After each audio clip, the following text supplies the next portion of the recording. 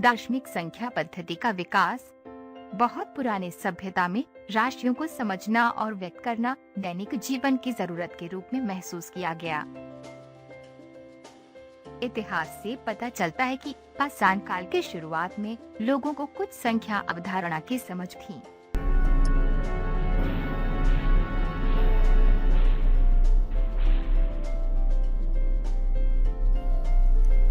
लेकिन पहले की संख्या पद्धति आज की दार्शनिक संख्या पद्धति के तुलना में बहुत सीमित थी। उस समय लोगों का जीवन सरल था। उनको किसी निश्चित मान के लिए नाम की जरूरत नहीं थी।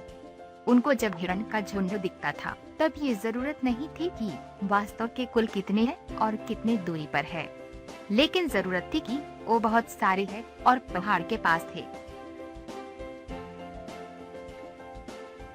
अभी भी कुछ ऑस्ट्रेलियन जाति के लोग हैं जो 2 तक ही गिन पाते हैं। 2 से अधिक संख्याओं को अधिक या ज्यादा के नाम के रूप में बोलते हैं। अमेज़न नदी के किनारे रहने वाले लोग के पास 6 तक की संख्याओं के नाम थे। 1, 2, 3 के लिए 2, 1, 4 के लिए 2, 2 और आगे इसी तरह। साउथ अफ्रीका के बुशमैन जाति के लोग भी इसी तरह 10 तक की वस्तुओं की मात्राओं के लिए नाम देते थे। 10 के बाद नाम बड़ा होने के कारण आगे की संख्या के नाम नहीं देते थे। ये लोग व्यापार में 2 से बड़ी संख्या का उपयोग नहीं कर पाते थे, जैसे कि 2 गाय के लिए 4 सुअर का लेन देन नहीं कर पाते थे, लेकिन एक गाय के लिए 2 सुअर और दूसरी बार में अगली गाय के लिए और 2 सुअर का उपयोग करते थे। जब आपके पास कोई संख्या का नाम नहीं है और हिरण की कुल संख्या बतानी है तो आप क्या करेंगे? हिरण की संख्या बताने के लिए आप उंगली का प्रयोग कर सकते हैं, लेकिन हिरण की संख्या बहुत अधिक होने पर आप अपनी उंगली की सहायता से नहीं बता सकते हैं। आप लकड़ी में निशान लगाकर या कंकड़ों के माध्यम से हिरण की संख्या बता सकते हैं, लेकिन संख्या बहुत अधिक होने पर इनकी सहायता से बताना मुश्किल है। अन्य तरीका ये भी हो सकता है कि प्रत्येक संभावित राशियों के लिए एक निश्चित नाम और संकेत का उपयोग किया जाए। संख्या नाम एवं संकेत का उद्भव।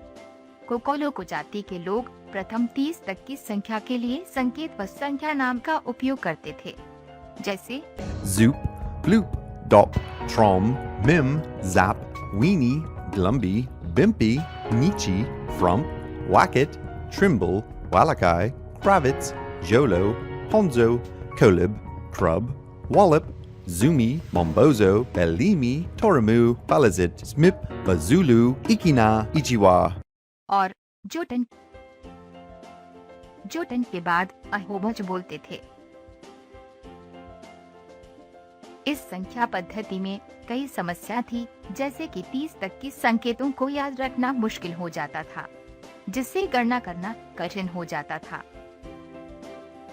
मान लो आपके पास भालाकाई नारियल है और आपने नीम नारियल खा लिया, तो आपके पास कितने बचे?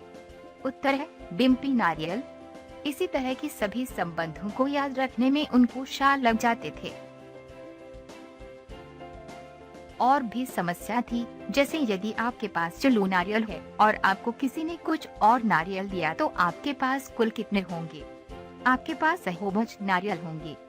उसके बाद कोकोलोको के कुछ गणितज्ञ के द्वारा एक बेहतर संख्या पद्धति का उद्भव किया गया, जिसमें कई हजार संख्या नाम व संकेत का उपयोग बड़ी बड़ी समस्या को हल करने के लिए करते थे।